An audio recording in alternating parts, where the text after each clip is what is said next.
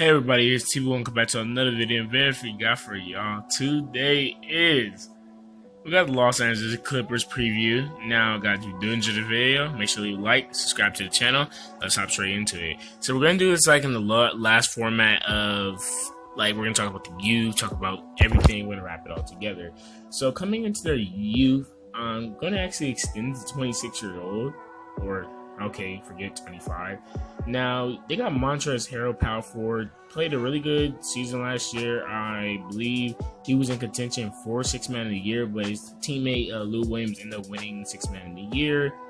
And Montrezl Harrell did pretty good, just coming off the bench, getting them some points. And did you know Ronnie McGruder is 28 years old? I did not know that. But sorry guys, let's get straight back into the video. Now they do have Jerome Robinson, who I didn't get to see play last year. I really didn't watch the Clippers. The only team I really watched was my Oklahoma City Thunder and Golden State Warriors, and a little bit of the San Antonio Spurs because I'm just into those three teams. And I didn't really see Jerome Robinson that much, but he was picked with the I believe the 18-17 pick, or he was picked with the 13th when Shai Gilgeous-Alexander was traded. But he did, I won't say he did pretty good. I didn't really watch him.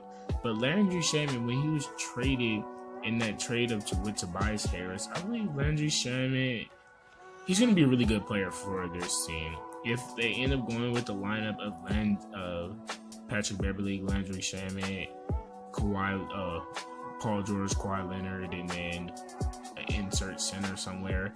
But if they end up going with that lineup, I actually see that lineup making the playoffs because that's like a pretty good lineup.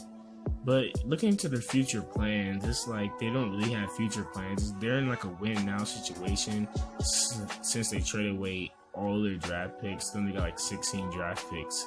Not all from them, but in the trade to get Paul George, like 6 draft picks, 7, I don't know. It was a lot though.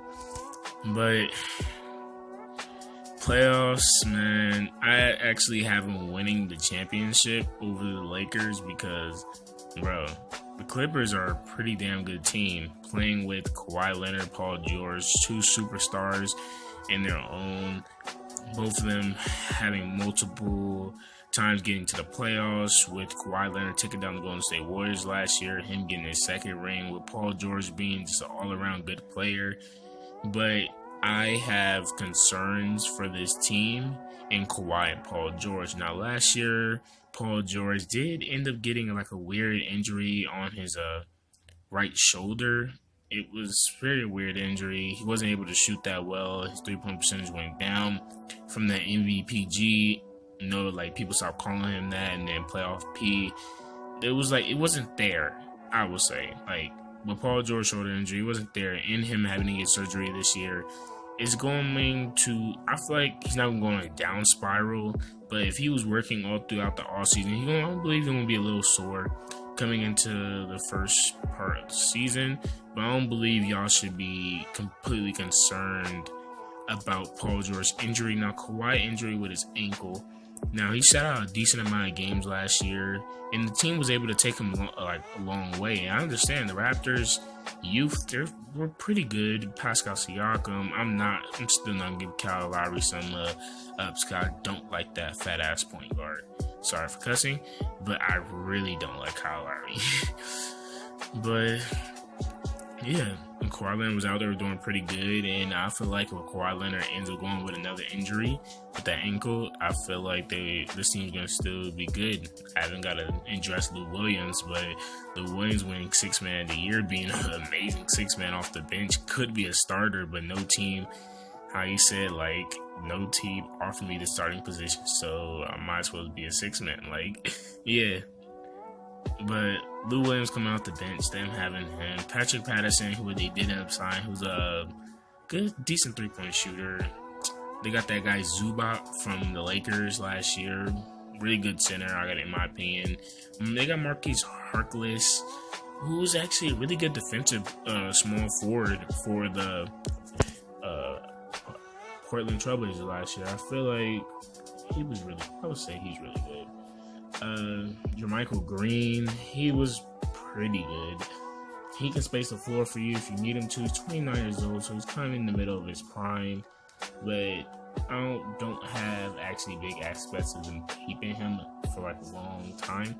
You got Patrick Beverley, who's a great defensive player, but on offense, he really doesn't create offense. But what having Kawhi Leonard, Landry Shamet, Paul George, you're really not going to need anybody else to create offense for you if you have those guys. Now, I feel like the way how these guys will beat teams, it's like if they can stick to the 3-ball and just easily shut the other team out on defense, I feel like they might have low-scoring games, but they're going to always end up on top because you got 3 defensive players in the starting lineup, not counting Montrezl Harrell, who's going to be coming off the bench probably. If they had Montrezl Harrell, they have 4, but they have 3. Patrick Beverley, who I believe made an all-defensive team already. Kawhi Leonard, of course, won Defensive Player of the Year, and Paul George should win Defensive Player of the Year this year.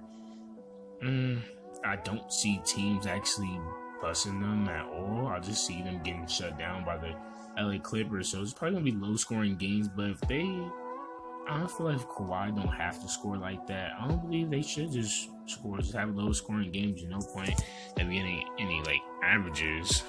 But my prediction for the record, this might be a long shot, 62-20, and that depends on if Kawhi Leonard actually plays through his whole entire season, or if like Paul George don't get hurt or neither of them get hurt. All right. So with their depth is amazing. I gotta say. The lineup I can see, I already addressed this: Patrick Beverley, Landry Shamet, Paul George, Kawhi Leonard, Zubac. But I think they're gonna go with Patrick Beverley, Kawhi Leonard. Paul George, Kawhi Leonard, JaMychal Green, and Zubac. But they got an excellent team coming off the bench. They're like the best. They got like the best depth. So I feel like if whoever comes off the bench or whoever got to go against the second unit, they're going to go against a really good team. So that's coming up to the end of the video for y'all today. If you did enjoy the video, make sure to leave a like on the video, hit that subscribe button, and I'll catch you guys later. Peace.